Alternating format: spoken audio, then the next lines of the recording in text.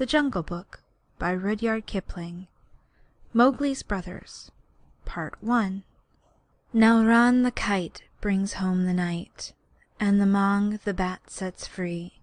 The herds are shut, and briar and hut, for loosed till dawn are we. This is the hour of pride and power, talon and tush and claw. Oh, hear the call, good hunting all, that keep the jungle law. Night Song in the Jungle. It was 7 o'clock of a very warm evening in the Seeonee hills when Father Wolf woke up from his day's rest, scratched himself, yawned, and spread out his paws one after the other to get rid of the sleepy feeling in their tips. Mother Wolf lay with her big gray nose dropped across her 4 tumbling, squealing cubs, and the moon shone into the mouth of the cave where they all lived. "Ugh," said Father Wolf, "it's time to hunt again." He was going to spring down the hill when a little shadow with a bushy tail crossed the threshold and whined, "Good luck go with you, O Chief of the Wolves, and good luck and strong white teeth go with the noble children, that they may never forget the hungry in this world." It was the jackal, Tabaqui, the dish-licker, and the wolves of India despise Tabaqui because he runs about making mischief and telling tales, and eating rags and pieces of leather from the village rubbish heaps. But they are also afraid of him too, because Tabaqui, more than anyone else in the jungle, is apt to go mad, and then he forgets that he was ever afraid of anyone, and runs through the forest, biting everything in his way. Even the tiger runs and hides when little Tabaqui goes mad, for madness is the most disgraceful thing that can overtake a wild creature. We call it hydrophobia, but they call it diwanee, the madness, and run. "Enter then, and look," said Father Wolf stiffly, "but there is no food here." "For a wolf, no," said Tabaqui, "but for so mean a person as myself, a dry bone is a good feast.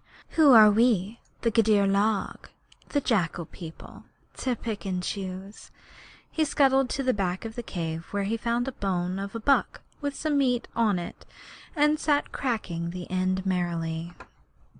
"Thanks all for the good meal," he said, licking his lips.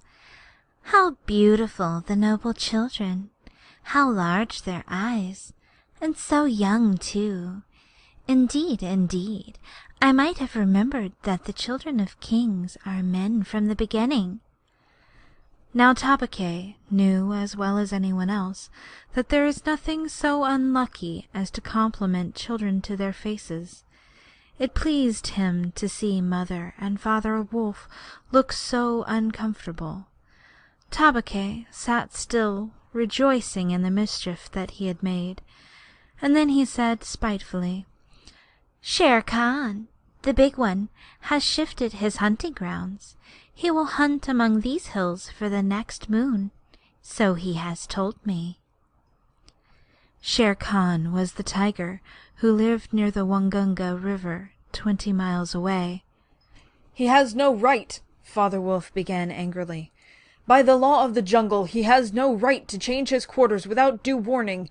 He will frighten every head of game within 10 miles, and I have to kill for 2 these days." His mother did not call him Languri, the lame one, for nothing, said Mother Wolf quietly.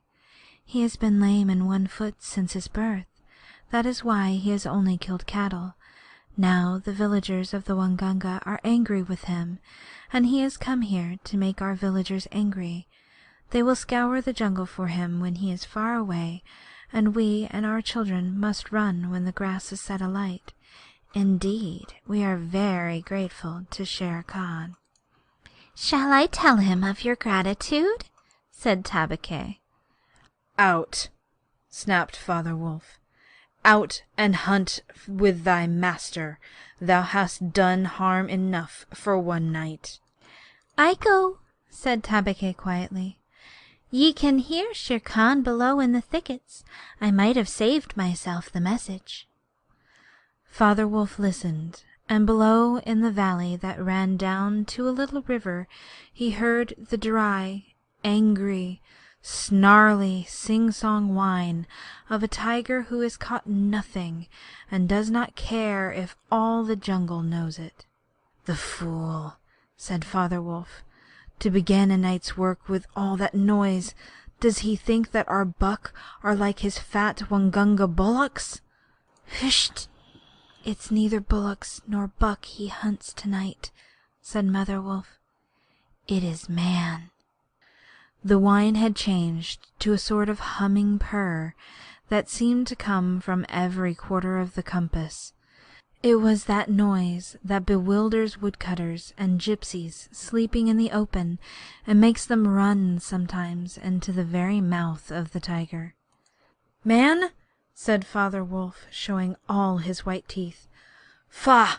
Are there not enough beetles and frogs in the tanks that he must eat man? And on our ground, too?" The law of the jungle, which never orders anything without reason, forbids every beast to eat man except when he is killing to show his children how to kill, and then he must hunt outside the hunting grounds of his pack or tribe. The real reason for this is that man-killing means, sooner or later, the arrival of white men on elephants with guns and hundreds of brown men with gongs and rockets and torches. Then everybody in the jungle suffers. The reason the beasts give among themselves is that man is the weakest and the most defenseless of all living things, and it is unsportsmanlike to touch him. They say too, and it is true, that man-eaters become mangy and lose their teeth. The purr grew louder, and ended in a full-throated roar of the tiger's charge. Then there was a howl, an untigerish howl, from Shere Khan. "He has missed," said Mother Wolf. "What is it?" Father Wolf ran out a few paces and heard Shere Khan muttering and mumbling savagely as he tumbled about in the scrub. "The fool has no more sense than to jump at a woodcutter's campfire and has burned his feet," said Father Wolf with a grunt. "Tabaqui is with him." "Something is coming uphill," said Mother Wolf, twitching one ear. "Get ready." The bushes rustled a little in the thicket, and Father Wolf dropped with his haunches under him, ready for his leap. Then, if you had been watching, you would have seen the most wonderful thing in the world. The wolf checked in mid-spring. He had made his bound before he saw what it was he was jumping at, and then he tried to stop himself. The result was that he shot straight into the air for 4 or 5 feet, landing almost where he left the ground. "Man!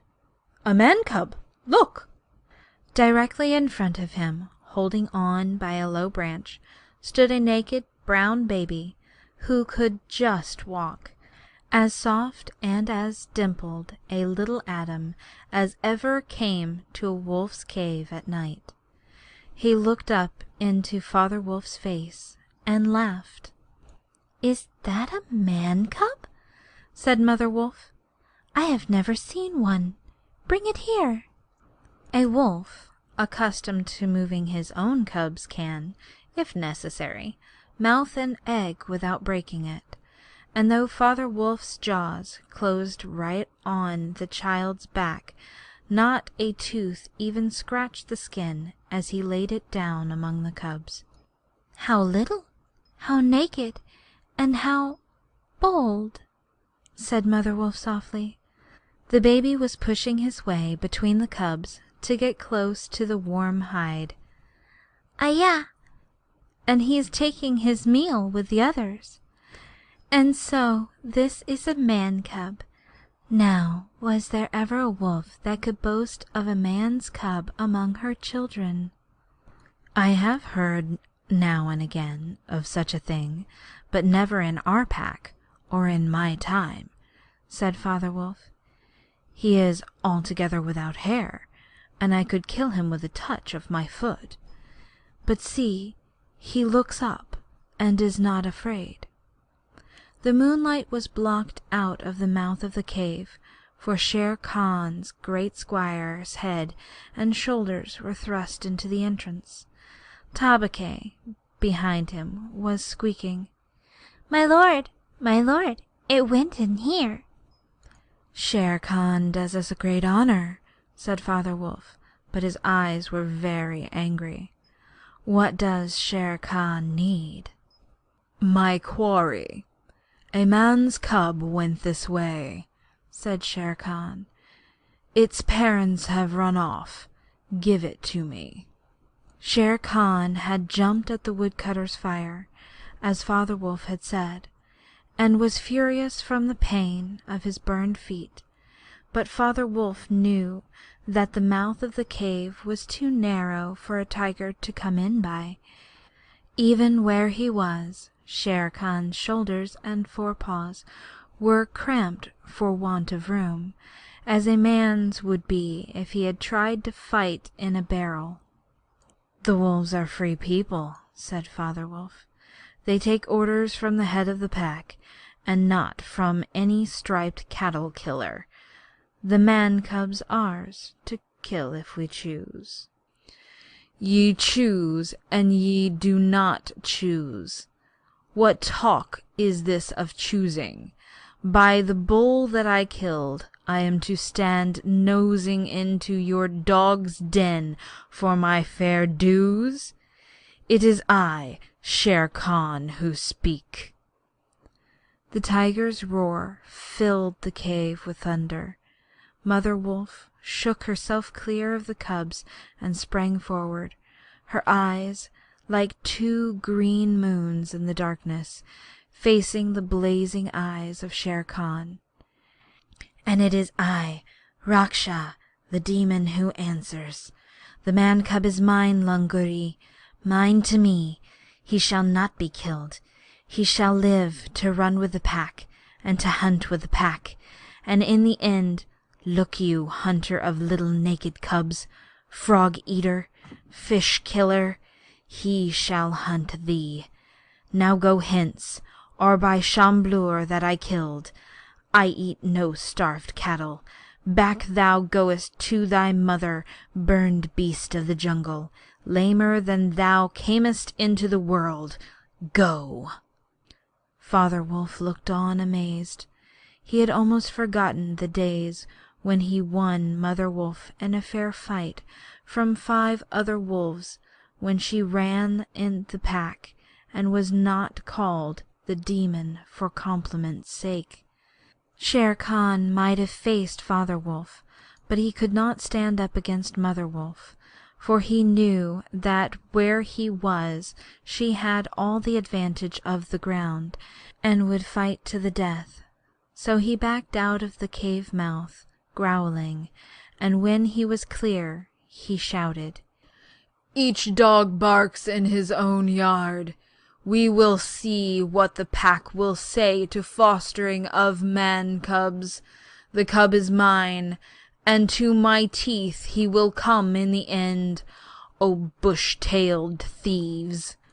Mother Wolf threw herself down, panting among the cubs. The Father Wolf said to her gravely, "Shere Khan speaks this much truth. The cub must be shown to the pack. Wilt thou still keep him, mother?" "Keep him?" she gasped. "He came naked, by night, alone and very hungry. Yet he was not afraid. Look, he has pushed one of my babes to one side already, and that lame butcher would have killed him and would have run off to the Waingawana, while the villagers here hunted through all our lairs in revenge. Keep him? Assuredly I will keep him. Lie still, little frog, O thou Mowgli, for Mowgli the frog I will call thee. the time will come when thou wilt hunt Shere Khan as he has hunted thee." "But what will our pack say?" said Father Wolf. "The law of the jungle lays down very clearly that any wolf may, when he marries, withdraw from the pack he belongs to, but as soon as his cubs are old enough to stand their feet, he must bring them to the pack council, which is generally held once a month at full moon, in order that the other wolves may identify them. After that inspection, the cubs are free to run where they please, and until they have killed their first buck, no excuse is accepted if a grown wolf of the pack kills one of them.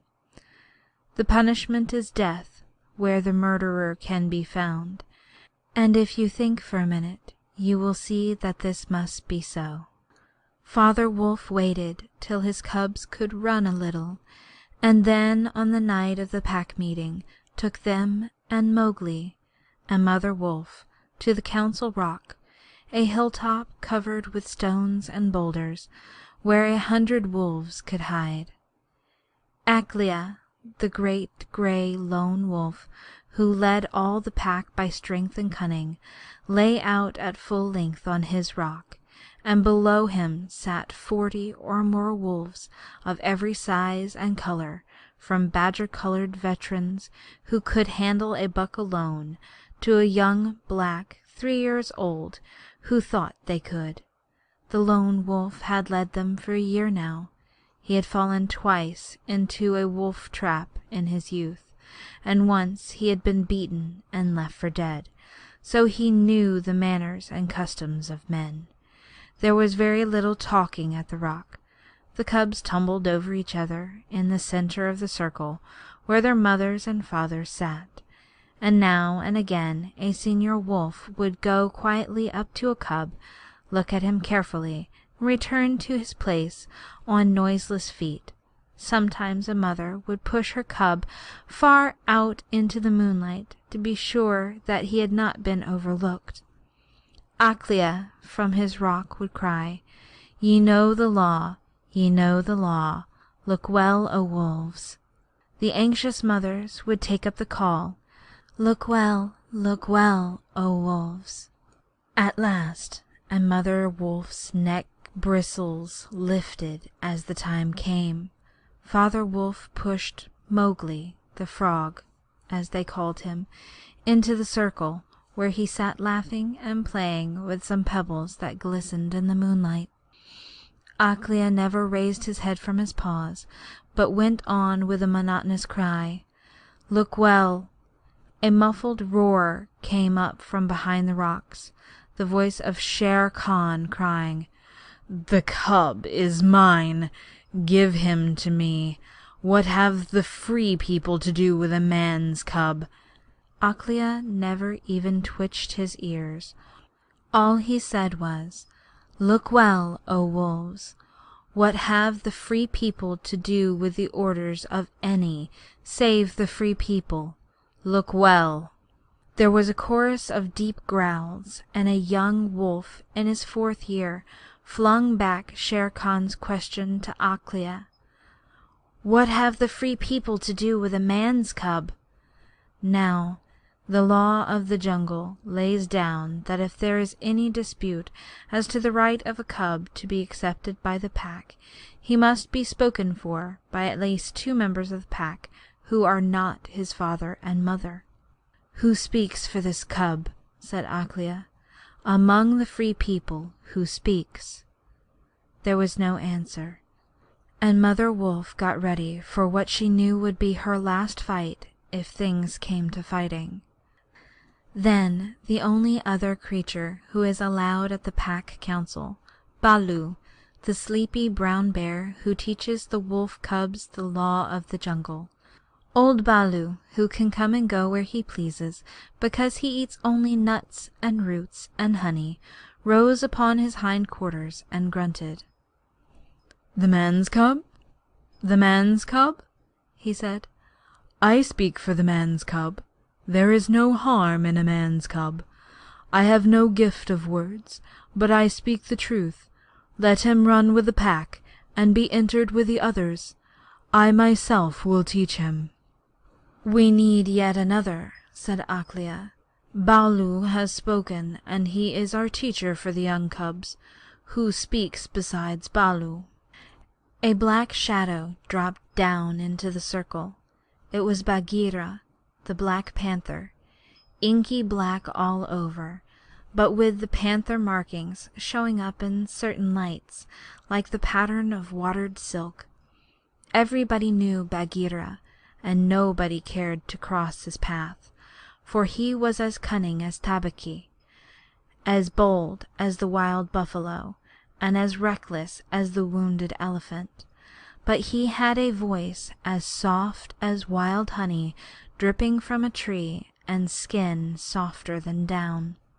"O Akela, and ye of the Free People," he purred, "I have no right in your assembly, but the law of the jungle says that if there is a doubt which is not a killing matter in regard to a new cub, the life of that cub may be bought at a price, and the law does not say who may or may not pay that price. Am I right?"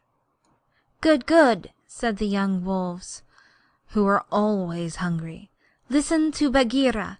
The cub may be bought for a price. It is the law." "Knowing that I have no right to speak here, I ask your leave." "Speak then," cried 20 voices. "To kill a naked cub is a shame. Besides, he may make better sport for you when he is grown. Baloo has spoken in his behalf. Now to Baloo's words I will add 1 bull, and a fat one, newly killed, not half a mile from here, if ye will accept the man's cub according to the law. Is it difficult?" There was a clamor of scores of voices, saying, "What matter? He will die in the winter rains. He will scorch in the sun. What harm can a naked frog do us? Let him run with the pack. Where is the bull, Bagheera? Let him be accepted." And then came Akela's deep baying cry, look well, O wolves." Mowgli was still deeply interested in the pebbles, and did not notice when the wolves came and looked at him one by one. At last they all went down the hill for the dead bull, and only Akela, Bagheera, Baloo, and Mowgli's own wolves were left.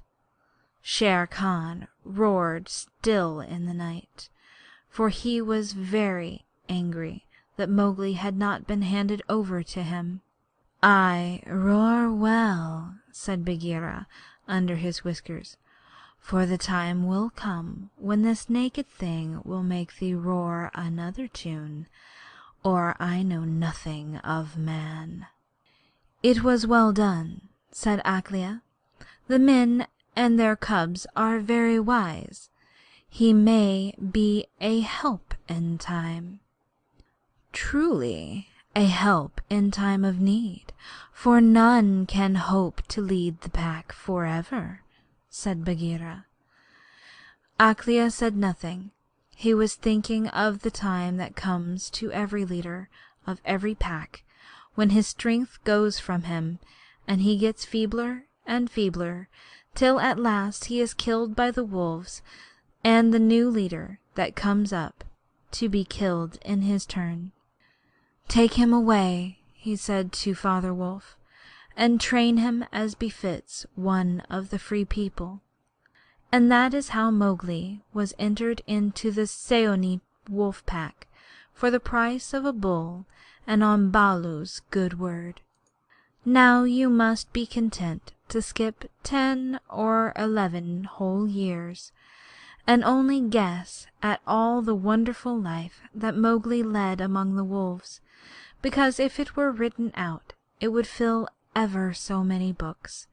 He grew up with the cubs, though they, of course, were grown wolves almost before he was a child, and Father Wolf taught him his business and the meaning of things in the jungle, till every rustle in the grass, every breath of the warm night air, every note of the owls above his head, every scratch of a bat's claw as it roosted for a while in a tree, and every splash of every little fish jumping in the pool meant just as much to him as the work of his office means to the businessman.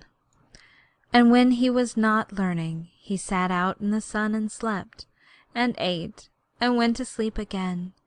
When he felt dirty or hot, he swam in the forest pools, and when he wanted honey, Baloo told him that honey and nuts were just as pleasant to eat as raw meat. He climbed up for it, and that Bagheera showed him how to do it. Bagheera would lie out on a branch and call, "Come along, little brother."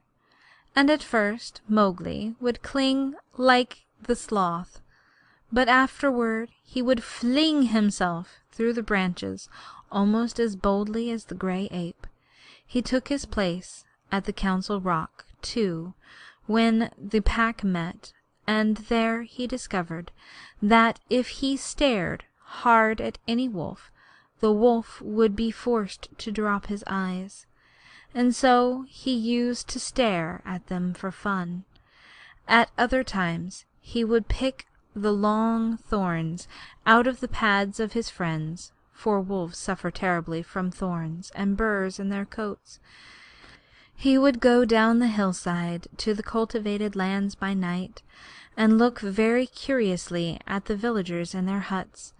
But he had a mistrust of men, because Bagheera showed him a square box with a drop gate so cunningly hidden in the jungle that he nearly walked into it, and told him that it was a trap. He loved better than anything else to go with Bagheera into the dark, warm heart of the forest, to sleep all through the drowsy day, and at night see how Bagheera did his killing. Bagheera killed right and left as he felt hungry, and so did Mowgli, with one exception. As soon as he was old enough to understand things, Bagheera told him that he must never touch cattle, because he had been brought into the pack at the price of a bull's life.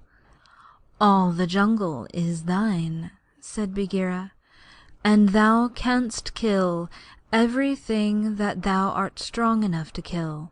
But for the sake of the bull that bought thee thou must never kill or eat any cattle, young or old. That is the law of the jungle." Mowgli obeyed faithfully, and he grew and grew strong as a boy must grow who does not know that he's learning any lessons, and who has nothing in the world to think of except things to eat.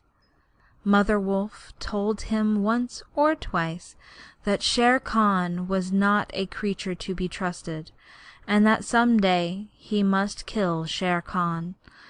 But though a young wolf would have remembered that advice every hour, Mowgli forgot it, because he was only a boy, though he would have called himself a wolf if he had been able to speak any human tongue. Shere Khan was always crossing his path in the jungle, for Akela grew older and feebler. The lame tiger had come to be great friends with the younger wolves of the pack, who followed him for scraps, a thing Akela would never have allowed if he had dared to push his authority to the proper bounds. Then Shere Khan would flatter them, and wonder that such fine hunters were content to be led by a dying wolf and a man's cub. "Tell me," Shere Khan would say, "that the council ye dare not look him between the eyes." And the young wolves would growl and bristle. End of section 1. Read by Shiloh Fusello. Mowgli's Brothers, Part 2. Bagheera, who had eyes and ears everywhere, knew something of this, and once or twice he told Mowgli in so many words that Shere Khan would kill him some day. Mowgli would laugh and answer, "I have the pack and I have thee, and Baloo, though he is lazy, might strike a blow or two for my sake. Why should I be afraid?" It was one very warm day that a new notion came to Bagheera, born of something that he had heard. Perhaps Ikki the Porcupine had told him, but he said to Mowgli when they were deep in the jungle, as the boy lay with his head on Bagheera's beautiful black skin, "Little brother, how often have I told thee that Shere Khan is thy enemy?" "As many times as there are nuts on that palm," said Mowgli, who naturally could not count. "What of it? I am sleepy, Bagheera, and Shere Khan is all long tail and loud talk, like Mao the Peacock." "This is no time for sleeping. Baloo knows it, I know it, the pack knows it, even the foolish, foolish deer know. Tabaqui has told thee too." "Oh!" said Mowgli.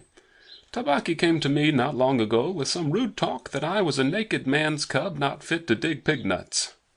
But I caught Tabaqui by the tail and swung him twice against a palm tree to teach him better manners."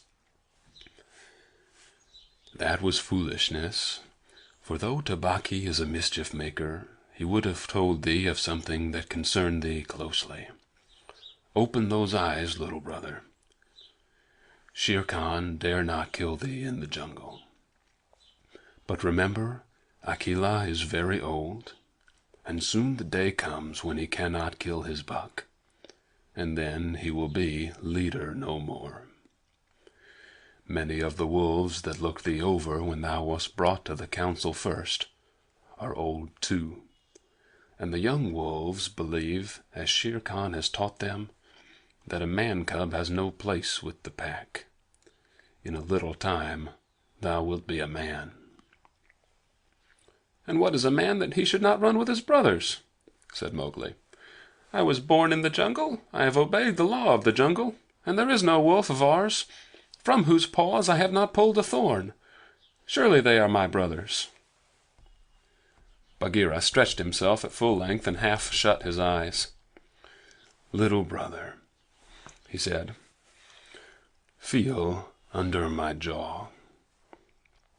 Mowgli put up his strong brown hand, and just under Bagheera's silky chin, where the giant rolling muscles were all hid by the glossy hair, he came upon a little bald spot. "There is no one in the jungle that knows that I, Bagheera, carry that mark, the mark of the collar. And yet, little brother, I was born among men, and it was among men that my mother died, in the cages of the king's palace at Udaipur. It was because of this that I paid the price for thee at the council when thou wast a little naked cub. Yes, I too was born among men. I had never seen the jungle. They fed me behind bars from an iron pan, till one night I felt that I was Bagheera, the panther, and no man's plaything, and I broke the silly lock with one blow of my paw and came away. And because I had learned the ways of man, I became more terrible in the jungle than Shere Khan. Is it not so?" "Yes," said Mowgli. "All the jungle fear Bagheera, all except Mowgli."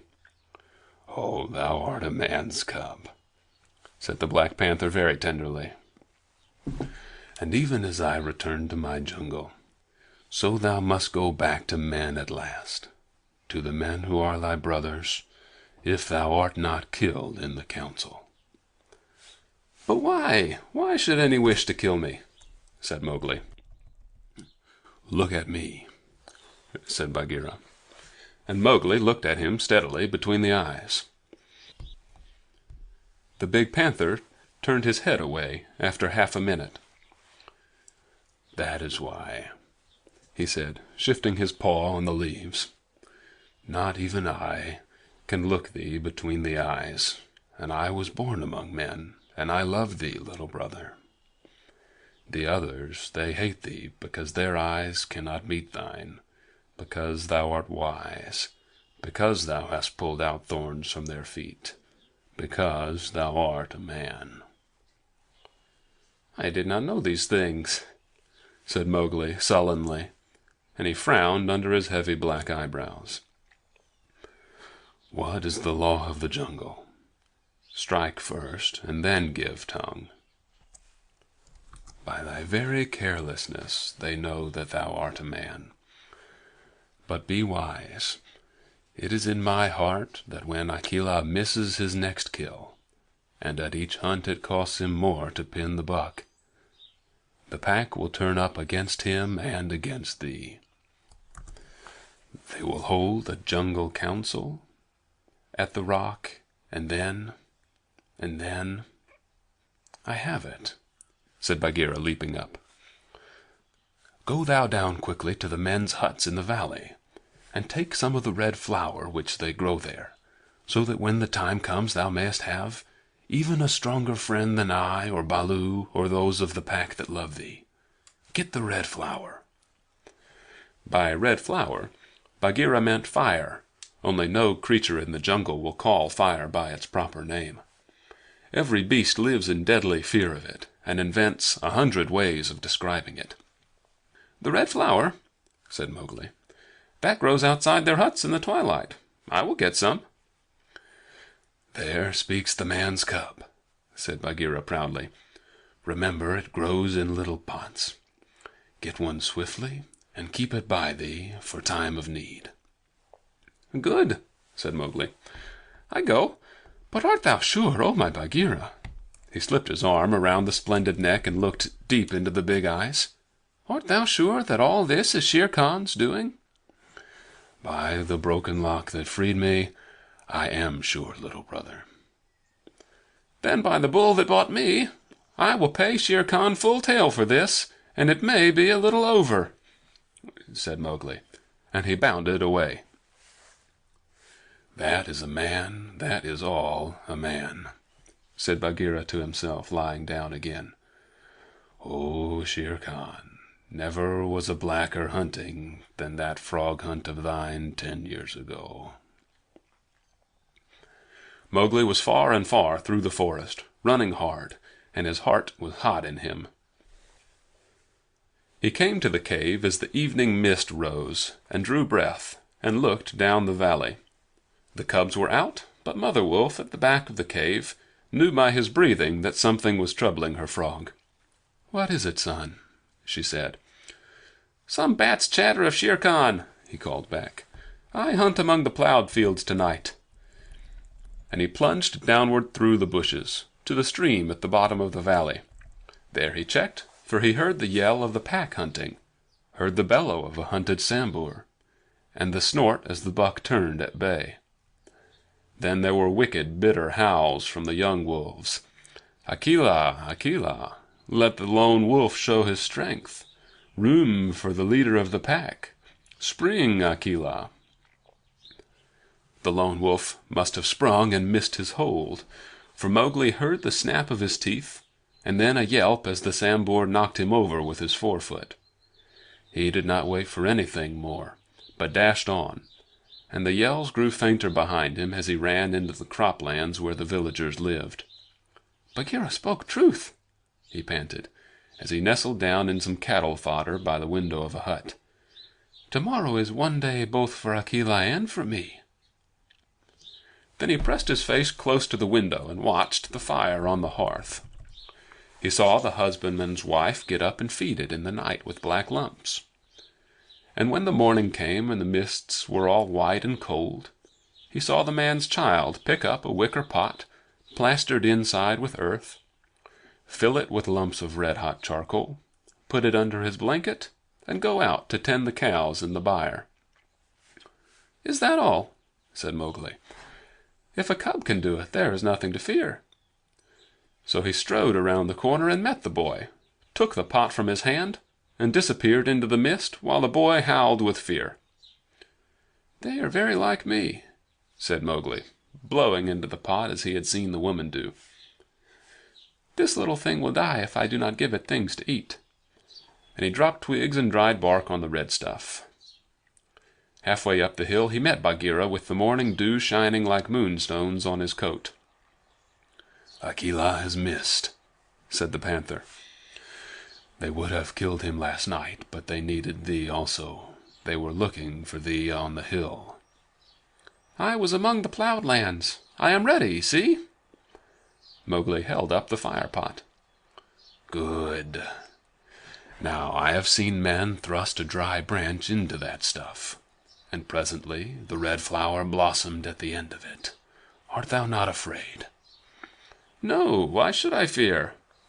I remember now, if it is not a dream, how before I was a wolf I lay beside the red flower, and it was warm and pleasant."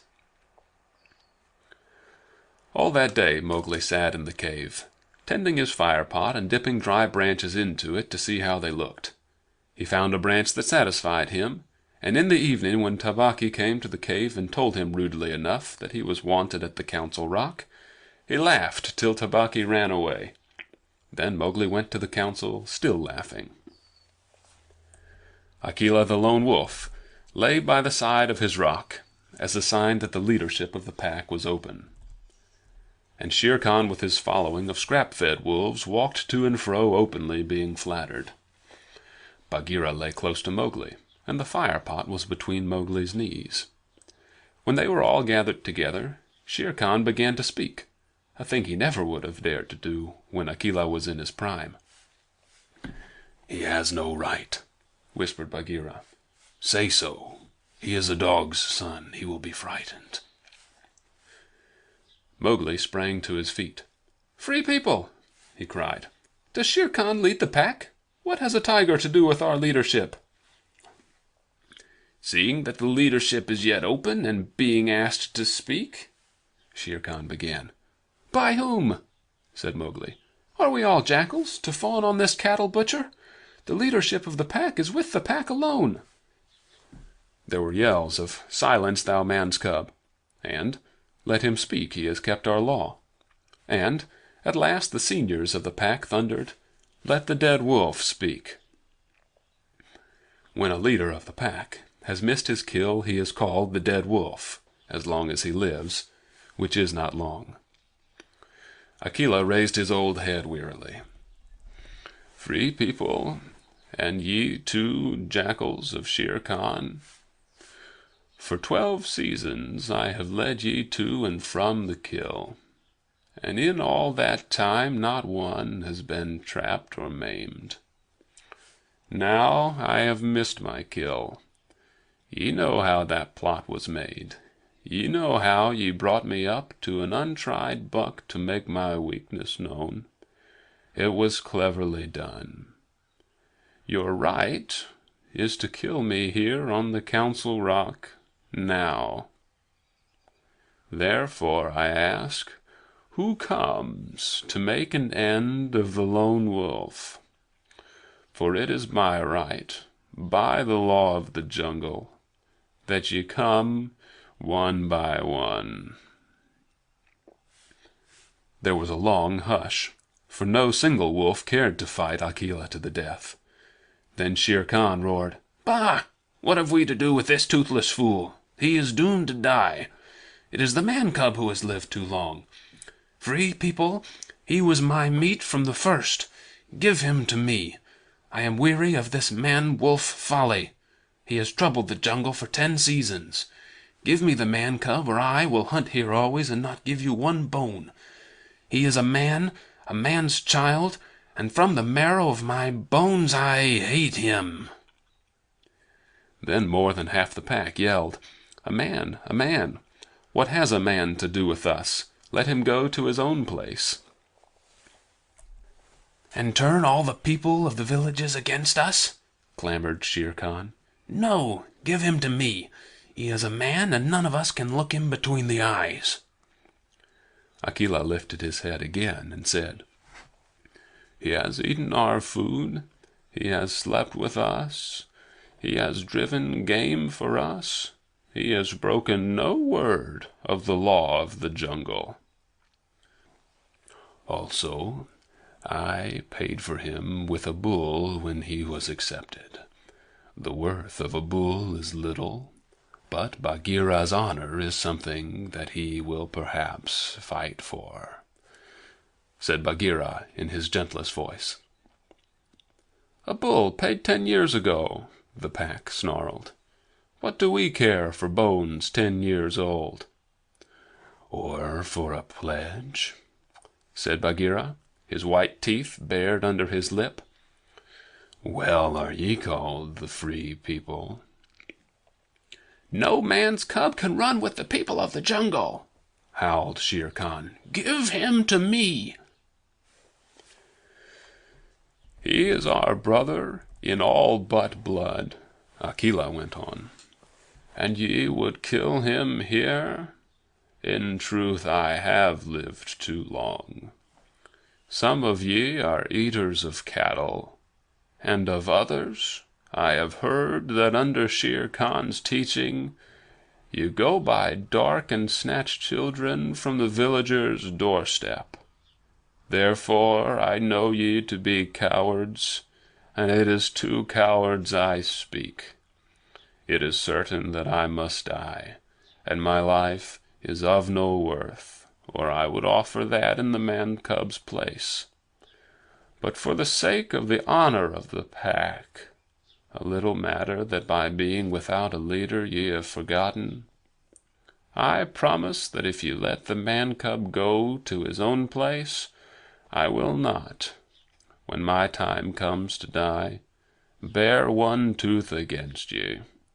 I will die without fighting. That will at least save the pack 3 lives. More I cannot do, but if ye will, I can save ye the shame that comes of killing a brother against whom there is no fault, a brother spoken for and bought into the pack according to the law of the jungle." "He is a man! A man! A man!" snarled the pack, and most of the wolves began to gather round Shere Khan, whose tail was beginning to switch. "Now the business is in thy hands," said Bagheera to Mowgli. "We can do no more except fight." Mowgli stood upright, the fire pot in his hands. Then he stretched out his arms and yawned in the face of the council. But he was furious with rage and sorrow, for wolf-like the wolves had never told him how they hated him. "Listen, you!" he cried. "There is no need for this dog's jabber. Ye have told me so often tonight that I am a man, and indeed I would have been a wolf with you to my life's end, that I feel your words are true. So I do not call ye my brothers any more, but dogs, as a man should. What ye will do and what ye will not do is not yours to say. That matter is with me, and that we may see the matter more plainly, I, the man, have brought here a little of the red flower which ye dogs fear." He flung the fire-pot on the ground, and some of the red coals lit a tuft of dried moss that flared up, as all the council drew back in terror before the leaping flames. Mowgli thrust his dead branch into the fire, till the twigs lit and crackled, and whirled it above his head among the cowering wolves. "Thou art the master," said Bagheera in an undertone. "Save Akela from the death. He was ever thy friend." Akela, the grim old wolf who had never asked for mercy in his life, gave one piteous look at Mowgli as the boy stood, all naked, his long black hair tossing over his shoulders in the light of the blazing branch that made the shadows jump and quiver. "Good," said Mowgli, staring around slowly. "I see that ye are dogs. I go from you to my own people, if they be my own people. The jungle is shut to me, and I must forget your talk and your companionship. But I will be more merciful than ye are. Because I was all but your brother in blood, I promise that when I am a man among men, I will not betray ye to men as ye have betrayed me." kicked the fire with his foot, and the sparks flew up. "There shall be no war between any of us in the pack, but here is a debt to pay before I go." He strode forward to where Shere Khan sat blinking stupidly at the flames, and caught him by the tuft on his chin. Bagheera followed in case of accidents. "Up, dog!" Mowgli cried. "Up when a man speaks, or I will set that coat ablaze." Shere Khan's ears lay flat back on his head, and he shut his eyes, for the blazing branch was very near. "This cattle killer said he would kill me in the council, because he had not killed me when I was a cub. Thus and thus, then, do we beat dogs when we are men. Stir a whisker lungri, and I ram the red flower down thy gullet." He beat Shere Khan over the head with the branch, and the tiger whimpered and whined in an agony of fear. "Pah! Singed jungle cat, go now! But remember, when next I come to Council Rock, as a man should come, it will be with Shere Khan's hide on my head. For the rest, Akela goes free to live as he pleases. You will not kill him, because that is not my will. Nor do I think you will sit here any longer, lolling out your tongues as though you were somebody's instead of dogs whom I drive out. Thus, go!" The fire was burning furiously at the end of the branch, and Mowgli struck right and left round the circle, and the wolves ran howling with the sparks burning their fur. At last there were only Akela, Bagheera, and perhaps 10 wolves that had taken Mowgli's part. Then something began to hurt Mowgli inside him, as he had never been hurt in his life before, and he caught his breath and sobbed, and the tears ran down his face. "What is it? What is it?" he said. "I do not wish to leave the jungle, and I do not know what this is. Am I dying, Bagheera?" "No, little brother. That is only tears such as men use," said Bagheera.